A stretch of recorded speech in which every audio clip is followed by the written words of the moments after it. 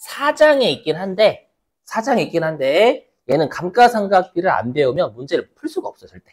실기도 입력 불가능합니다. 그렇죠? 그래서 여기서 하는 거예요. 자, 보시죠. 여기는 별표가 3개짜리입니다. 이론, 출제 엄청나게 됐고요. 그렇죠? 그리고 실제 업무에서 너무 중요하고요. 그렇죠? 그리고 실기에서도 어저께 회차 적어도 한 8개 적혀져 있을 거예요. 정말 최근에 많이 내, 정말 얘가. 너무 중요하네, 현실에서도.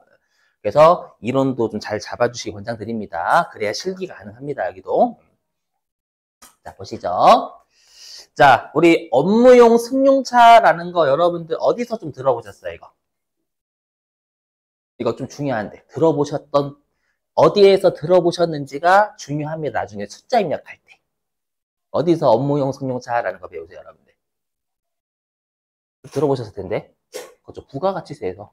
비영업용 소형 승용차를 아마 업무에 쓰는, 이렇게 내잖아요, 여러분, 시험에서. 그래서 우리가 알고 있는 그 부가가치세법상 비영업용 소형 승용차 얘기한다라는 게 중요합니다. 왜냐면 나중에 숫자 입력할 때 얘는 매입세 불공제잖아요. 그죠? 그래서 그거를 여러분 알고 계셔야지만 나중에 제가 하는 이 숫자를 이렇게 입력합니다가 이해가 됩니다. 알죠? 자, 그러면 이제 갑자기 왜 뜬금없이 사장을 지금 하냐라고 하면 여러분 우리가 승용차 관련 비용 있죠? 내가 만약에 승용차를 샀어. 그럼 승용차를 사면 일단 여러분들 보험료 같은 거 나가, 자동차 보험료? 그죠? 그 다음 유류비 같은 것도 나가고 갑자기 타이어 교체하는 수선비도 나가고 그죠? 그 다음에 또 뭐도 돼요? 감가상각도. 그죠? 그래서 이쪽 업무용 승용차 관련 비용은 2가지로 쪼개요. 어떻게 쪼개냐면 여기 감가상각비와 이외의 비용으로 쪼갭니다. 그렇죠? 쪼개는 이유가 있겠죠? 그래서 어떻게 하냐면 일단 감가상각비하고 이외의 비용이 있는데 우리 부가가치세법은 비영업용 소형 승용차 있죠? 걔를 전부 다 업무에 안 쓴다라고 보는 거잖아요. 그래서 전부 다 매입세 불공제해버리죠. 구분할 수 없다라고 가정해서. 근데 법인세나 소득세 있죠? 우리가 법인세나 소득세, 복식부기 의무자라고 있어요. 거기에서는요, 업무에 쓰는 비율만큼 송금으로 인정하겠다라는 거예요. 그럼 부가가치세랑 대비되잖아요. 부가가치세는 어떻게 사용할지 알 수가 없으니까 전부 다 업무 미사용으로 보는 거예요. 근데 여기 지금 하는 법인세에서는 업무에 사용하는 비율을 알 수 있다라는 거예요. 그렇죠? 그래서 어떻게 하냐? 말문제입니다, 여기는. 자, 그래서 이 이외의 비용과 감가상각비를 합치는데 업무에 쓴 비율만큼은 송금으로 인정하고요. 업무에 쓰지 않은 비율만큼은 송금, 불산입 외워주셔야 돼요. 무조건 사회유출입니다. 아시죠?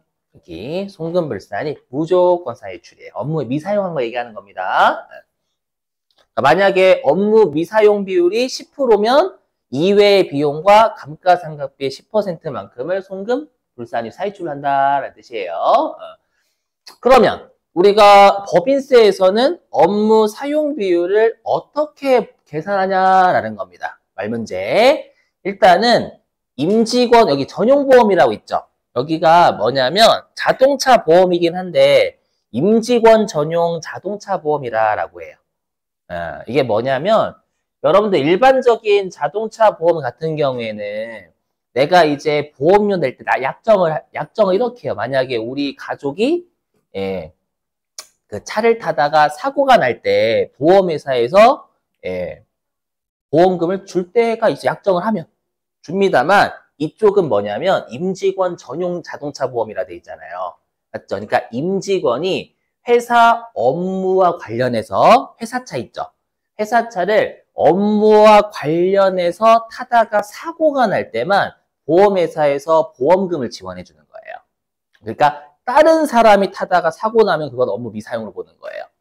알죠? 그래서 임직원 자동차 전용 보험에 일단 가입을 하래요. 근데 만약에 가입을 안 했다? 그러면 업무 사용 비율은 0%로 봅니다. 그래서 외우셔야 돼요. 만약에 임직원, 말문제입니다. 임직원 전용 자동차 보험에 가입을 하지 않았다면 무조건 전액 송금불산입 사유출입니다. 상여에 걸려. 임직원이 걸리는 거니까. 알죠? 회사차 타다가 임직원이 걸리는 거니까 주로 상여입니다. 자, 그리고 요게 올해 개정이 됐어요. 개정.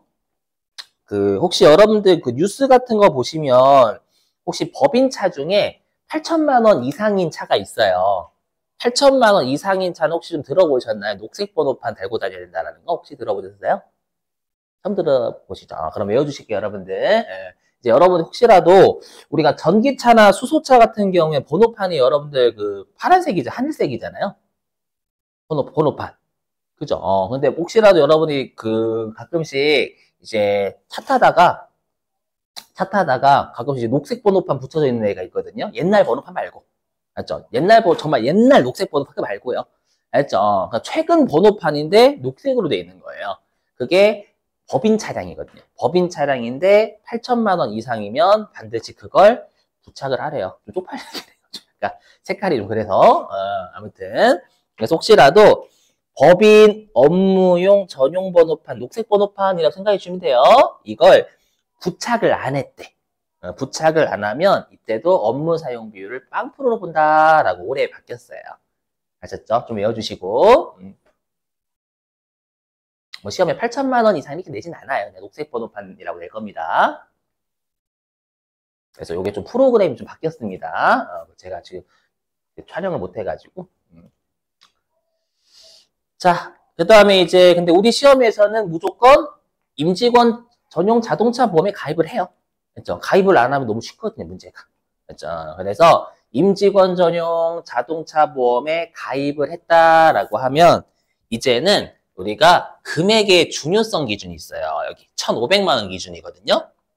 그래서 이외의 비용과 감가상각비를 합쳤더니 1,500만 원 이하면 무조건 업무 사용 비율은 100%로 봐줘요.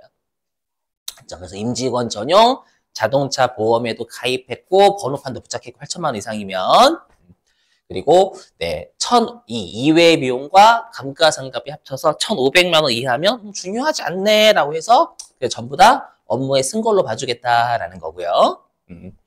근데 1,500만 원을 초과한다라고 하면 중요하니까 뭐를 적어야 되냐? 운행 일지를 적으래요. 내가 운행한 내역 있죠? 그걸 적으라라고 되어 있어요.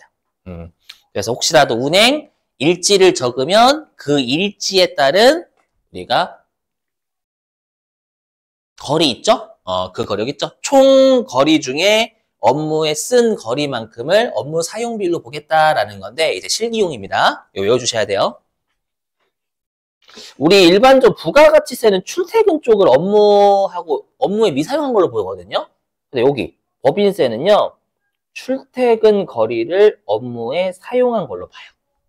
그래서 시험에서 혹시라도 출퇴근 몇 킬로라고 하면 업무 사용 거리에 넣어주셔야 된다는 거예요. 외워주시고 이거 실기용입니다. 실기용. 자, 그리고 일지를 안 적었대요. 그럼 일지를 안 적으면 0%냐? 그건 아닙니다. 왜냐하면 1,500만 원까지는 인정해줘야죠. 그래도. 그렇죠? 그래서 전체 비용 중에 우리가 1,500만 원까지를 업무 사용비율로 보겠다라고 돼 있어요. 그렇죠? 그래서 요게 제가 지금 밑줄 치는 게 실기용입니다, 여러분들. 이렇게 되셨죠? 자, 그런데 이제 다시 우리가 이외의 비용하고 감가상각비를 나누는 이유가 뭐냐면 우리가 이외의 비용은 업무에 사용하지 않은 것만큼을 송금불산입 사유치라고 끝나야지 끝나요. 맞죠? 근데 감가상각비는 업무에 사용하지 않은 것만큼을 다시 송금불사에 사유치라고요. 또 다시 업무에 사용한 감가상각비 있죠. 감가상각비를요. 어떻게 하냐면 1년에 800만 원 한도를 또 따져버려요. 감가상각비 1년에 800만 원 한도까지만 송금으로 인정해 주겠다라고 돼 있어요. 했죠? 그러다 보니까 혹시라도 네가 800만 원을 업무 사용 감가상각비 중에 800만 원을 한도 초과했대. 그럼 이때는 송금, 불산입, 유보 처리합니다. 그죠? 요건 컴퓨터가 알아서 계산해 줄 거니까 너무 신경 쓰지 마시고요. 말문제야 다. 알죠? 그리고 요 800만 원은 우리가 1년치니까 만약에 내가 이 업무용 승용차를 올해 7월 1일에 샀다면 400만 원 한도만. 그죠? 요렇게. 그죠? 자, 이거는 신경 안 쓰셔도 됩니다. 우리 시험에 낸 적 없고요. 자, 근데 여기서 주의하실 게 있어요. 뭐냐면 요겁니다. 요거. 요거 별표예요, 별표. 요거. 뭐냐면, 업무용 승용차를 빌리는 거예요. 자, 들어보세요. 자, 여러분들 감가상각비 한도가 있잖아요. 그러면 감가상각비 한도를 피하는 방법이 있어요. 어떻게 하면 되냐면 남한테 빌리면 돼요. 남한테 빌리면 내가 감가상각해요? 아니면 내가 감가상각하지 않아요? 내가 감가상각하지 않아요. 그렇죠? 그러다 보니까 내 차일 때만 내가 감가상각하는 거지 남의 차면 그 남이 감가상각하잖아요.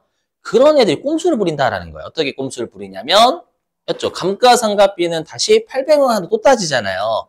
또 따지니까 자꾸 업무용 승용차를 리스하거나 렌트를 한다라는 거예요. 그렇죠? 감가상각비 한도 800만 원 피하려고. 그렇죠? 그걸 세무서가 캐치를 한 거예요. 그래서 캐치를 해가지고 그냥 여기에서는 어떻게 보냐면 네가 임차료 내는 거 있죠? 임차료 내는 거에 일정 비율 같은 거만큼을 세법에서는 감가상각으로 봐요. 그렇죠? 그래서 여기 이건 외워주시는 거예요.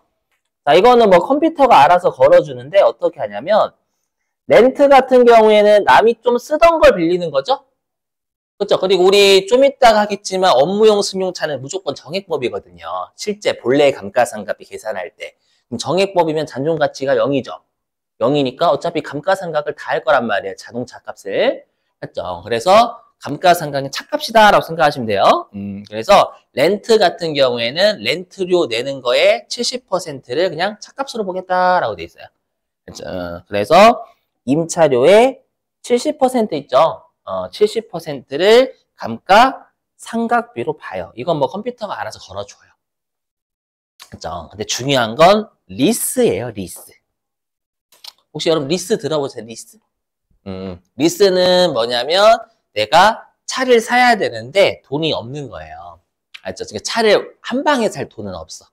그래서 내가 리스 회사라고 해요. 리스 회사가 차를 사와요. 차를 사가지고 나한테 빌려주는 거예요. 알죠? 그럼 내가 리스료라는 걸 내요. 알죠? 그랬을 때, 자, 외워주시는 거예요. 요거는 제가 지금 형광펜으로 밑주시는 게 별표예요. 뭐냐면, 우리가 운용 리스 있죠? 운용 리스는 그냥 정말 임차료 낸다라고 생각하시면 되겠습니다. 지금은. 자, 들어보세요. 근데 제가 아까 감가상각비로 보는 금이 어차피 내용연수 동안 차를 다 갈 거거든요. 차값을. 했죠. 그래서 4천만 원 주고 내가 만약에 리스를 했다. 라고 4천만 원이 다 감가상각비가 되는 거예요. 그래서 여기 보시면 우리가 이제 리스 회사에서 임차료를 받을 때 임대료를 받기 위해서 걔네들은 임대료를 받을 때 일단 차를 리스 회사가 사온다라고 했죠. 그죠? 그러다 보니까 리스 회사가 보험료랑 자동차세를 지가 내요. 왜냐하면 보험료랑 자동차세는 산놈이 내야 되거든요. 산놈이. 했죠. 그래서 여기 그래서 우리가 운용 리스 같은 경우에는 리스료에 포함된 보험료, 자동차세, 수선유지비 있잖아요. 얘네들은 리스 회사가 부담을 해요. 했죠? 그 말은 순수한 차값을 발라내겠다라는 거예요. 했죠? 그러면 우리가 리스료에 포함된 보험료, 자동차세, 수선유지비를 차감한 거 있잖아요. 그렇죠? 실제로 리스 회사는 이거를 내고 여러분들의 임차료에 전가시켜버려요. 그렇죠? 그럼 임차료, 여러분들이 내시는 임차료 안에 이 세 가지를 뺀 나머지가 순수한 차값이 되는 거지. 이건 전가시키는 거니까. 이해되시겠어요? 그래서 얘를 차감한 금액을 여러분들이 직접 얘는 입력해야 돼요. 렌트 같은 경우 알아서 70% 곱해주거든요. 그렇죠? 근데 운용 리스가 나오면 정말 신경 많이 쓰셔야 돼요. 그렇죠? 그래서 보험료, 자동차세, 수선유지비가 임차료에 포함되어 있다면 걔를 뺀 나머지를 감가상각비 입력하셔야 된다라는 거예요. 이유를 이해를 하셔야 돼. 근데 우리 시험 어떻게 해도 출제할까요? 이렇게 장난치죠. 어떻게 장난치냐면 임차료에 보험료, 자동차세, 수선유지비가 포함되어 있지 않다라고 장난쳐요, 그냥. 그렇죠? 마치 우리 대손 떼인 거 다시 받듯이 현실에는 가능성 없는. 그렇죠? 그래서 꼭 잘 외워주셔야 돼요. 아셨죠? 자, 그리고 또 중요한 거요. 그럼 우리가 감가상각비 한도 초과는 원칙적으로 송금불상 유보잖아요. 맞죠? 근데 리스하게 되면 내 차예요, 아니에요? 아니에요. 임차하면 내 차가 남의 차란 말이에요. 맞죠? 그러면 내가 리스하게 되면 장부상 자산 0이죠. 세법도 자산 0이에요. 내 차가 아니기 때문에. 맞죠? 그래서 우리가 유보라는 건 자산이나 부채 차이가 나야 되잖아요. 근데 리스하게 되면 내 차가 아니니까 차량 운반구 0, 세법도 0. 맞죠? 그렇기 때문에 이때는 감가상각비 한도 초과는 무조건 기타 세출이 되는 거예요. 그래서 진짜 조심하셔야 돼요. 시험에서 자가 취득이면 내가 감가상각하는 거, 내 차잖아요. 내 차이기 때문에 장부와 세법의 자산의 차이가 나니까 송금불산 유보는 이건 자가 취득일 때, 이게 자가 취득일 때.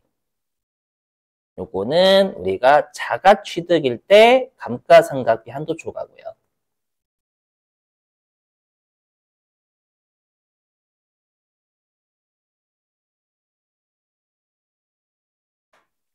알죠? 근데 리스면 장부하고 세법의 자산의 차이가 없잖아요. 둘 다 0이에요. 어차피 내 자니까. 그때는 기타 사유출을 해야 된다라는 거예요. 진짜 조심하셔야 돼요. 그래서 꼭 감가상각비 한도 초과가 빌리는 차냐, 내 차냐를 구분 잘 해주셔야 됩니다. 알죠?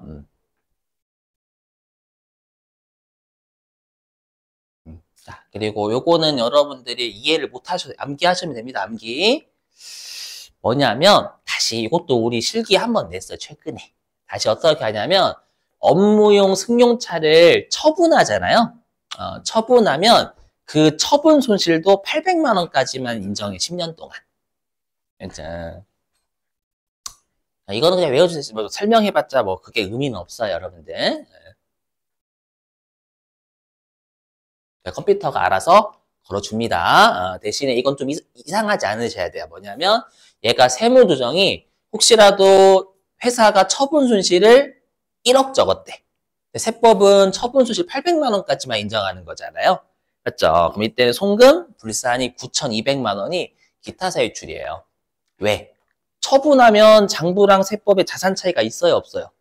없어요. 없으니까 유보를 할 수가 없어요. 그래서 기타 사유출인 거예요. 맞죠? 근데 이건 안 해오셔야 되는 게 세무조정을 누르면 컴퓨터가 알아서 처분 손실은 송금불산이 기타 사유출로 처분하면 이렇게 걸어줘요. 됐죠? 근데 그 문구가 이상하지 않으셔야 된다라는 의미에서 한 거예요. 아셨죠? 일단 여기까지는. 자, 그래서 일단 여러분들이 꼭 알고 계실 게 업무용 승용차는 일단 제재가 3단계까지 있어요. 3단계인데 조심하실 게 요게 2단계고요. 요게 3단계예요.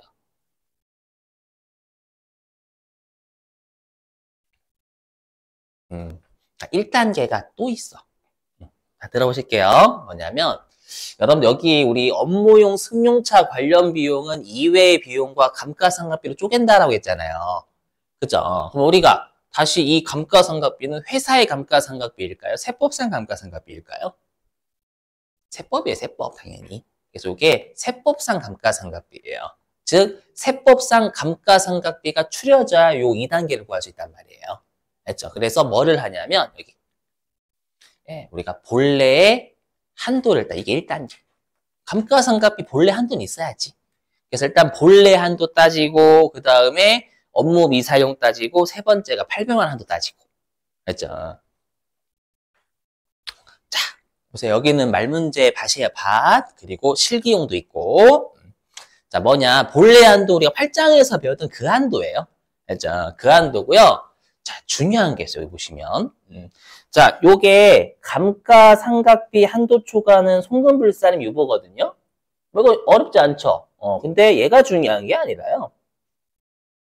얘가 중요해.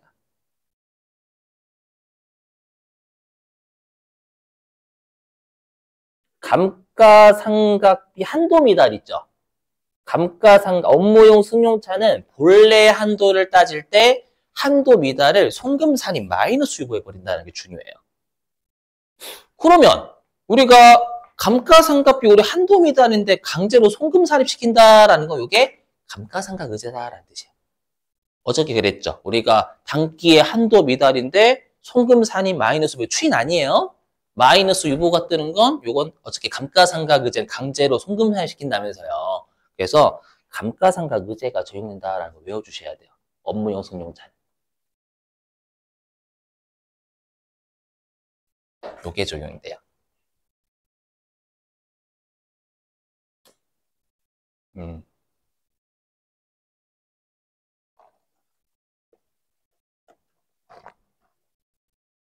자, 보실게요. 자, 그래서 우리가 이제 본래 한도 따질 때, 그럼 여러분들 업무용 승용차는 건축물이 아니죠?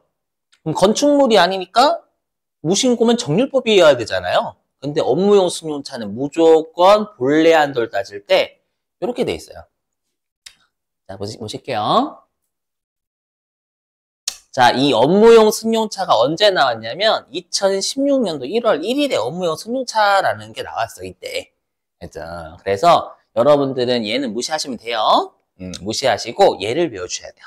그죠? 2016년도 1월 1일 이후에 취득한 업무용 승용차 있죠?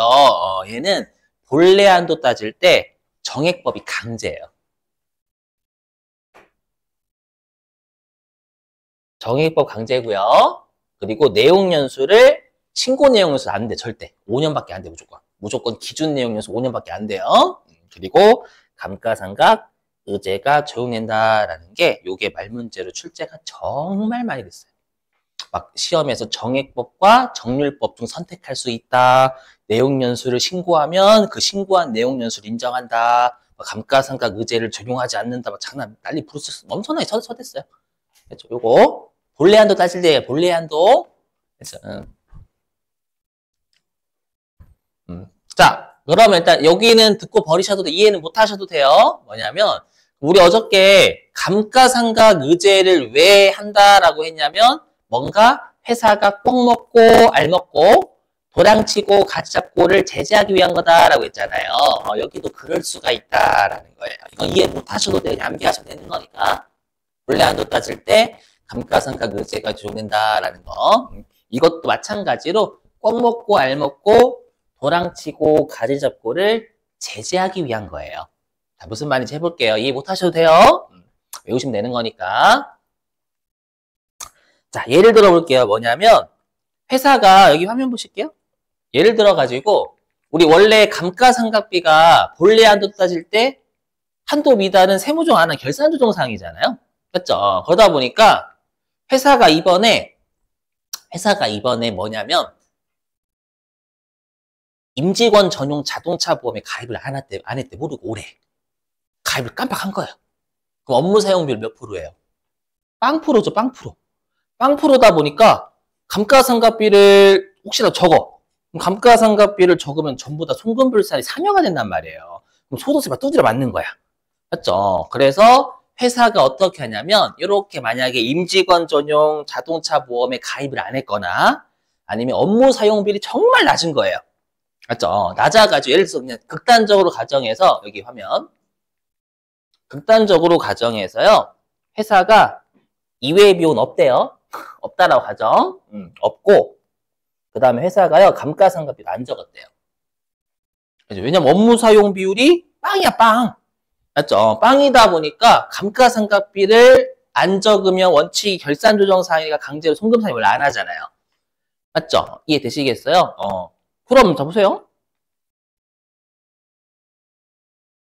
그래서 만약에 회사가 올해 감가상각비를 0으로 적은 거 0?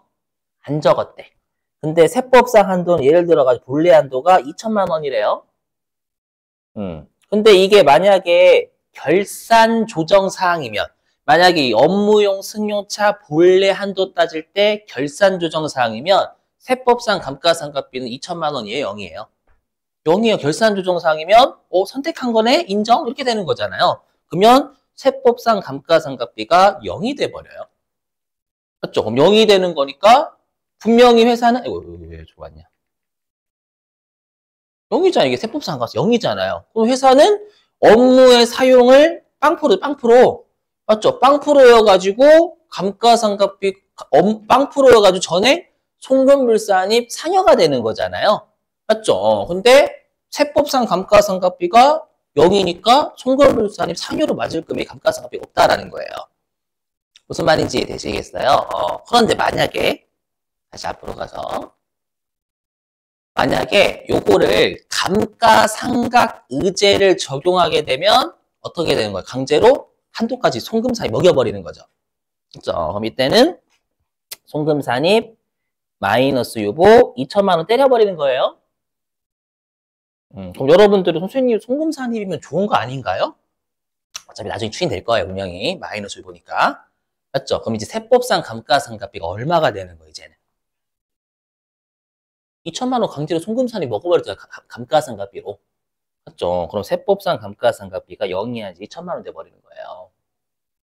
맞죠? 이렇게? 그럼 다시. 이건 이해 못 하셔도 돼요. 그럼 이제 세법상 감가상각비가 0이 아니라 2천만 원 돼버리는 거예요. 그렇죠? 그럼 2천만 원인데 전용보험에 가입 안 했다라고 빵프로잖아요. 그럼 전부 다 송금불산입 2천만 원 상여가 들어가는 거예요. 맞죠? 그러면 지금 했던 송금불산입 2천만 원과 아까 했던 송금산입 퉁쳐지면 단계 법인세는 안 줄어드는 거죠. 그리고 상여로 두드려 맞으니까 소득세 두드려 맞는 거예요. 그리고 나중에 아까 했던 송금산입은 또 유보, 마이너스 유보는 플러스 유보로 추인돼 나중에 법에서 또 내게 돼 있어요. 어떤 이유인지 이해되세요? 그래서 한마디로 우리가 업무용 승용차를 회사가 업무에 사용하는 비율이 낮았을 때는 감가상각비를 한도보다 미달하게 적고, 맞죠? 나중에 업무 사용 비율이 많아질 때는 감가상각비를 한도까지 적어가지고 네, 송금 먹고 그런 짓을 방지하겠다라는 거예요. 어떤 느낌인지만 이해하시면 돼요. 그래서 이렇게 꽉 먹고 알 먹고 도랑치고 가시잡기를 방지하기 위해서 했죠. 강제로 우리가 한도 초과, 한도 미달이면 송금산이 마이너스 유보한다라는 거예요. 아셨죠? 그래서 여기 화면 보시면 그래서 시험에 이 업무용 승용차는 2번인가 됐어요. 여기. 어디 갔냐? 여기 보이세요, 여러분? 여기. 여기 화면 좀, 요거예요. 5번째 칸 요거거든요. 자, 감가상각비가 회사가 500만 원 적었대요. 그죠? 근데 여기 보시면 상각 범위액이 무슨 뜻이었어요, 여기? 한도였죠. 그럼 한도가 700만 원인데 회사가 500만 원밖에 안 적었으면 원래 세무정업자 결산조정 사항이니까 선택. 근데 핵심은 얘죠. 업무용 승용차라는 거예요. 그럼 본래 한도 따질 때 한도 미달이면 강제로 송금산입 200만 원 마이너스 부가 들어가야 된다라는 거예요. 그렇죠? 감가상각 의제가 적용되니까. 감가상각 의제는 강제상각이다라고 했잖아요, 여러분들. 그렇죠? 그래서 여러분들은 꼭 감가상각비가 이렇게 시험에서 세무조정하세요라고 나오면 업무용 승용차인지 아닌지 꼭 보셔야 돼. 여기 업무용 승용차가 아니면 세무조정 없는 거지만 업무용 승용차면 송금산입 마이너스 부가 들어가야 된다라는 거예요. 아셨죠? 이렇게.